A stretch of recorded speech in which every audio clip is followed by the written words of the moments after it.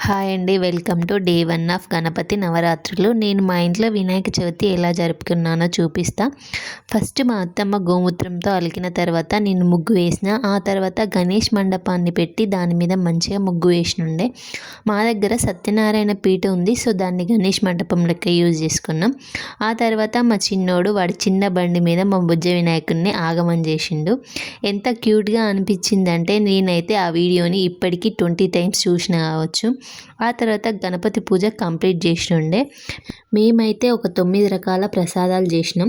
వినాయకుడికి ప్రసాదాలు అంటే ఎంత ఇష్టమో మీకు తెలుసు కదా, అందుకే ఇన్ని వేసినుండే. ఆ తర్వాత వెంకన్న అడుగులు వేసినుండే. మా సైడ్ అయితే వెంకన్న అడుగులు అని అంటారు. అసలు ఈ అడుగులు ఎందుకు వేస్తారో let me know down in the comment section. అలాగే మా వెంచర్లో పెద్ద వినాయకుడిని పెడుతున్నారు అని అక్కడికి వెళ్ళి అక్కడ ఉన్న దేవునికి పట్టు వస్త్రాలు పెట్టినుండే. ఇక్కడ పూజ కంప్లీట్ అయ్యి మా ఇంటికి వచ్చేసరికి ఆల్మోస్ట్ 6 అయింది. అందరికీ వినాయక చవితి శుభాకాంక్షలు. వీడియో నచ్చితే do subscribe to our channel.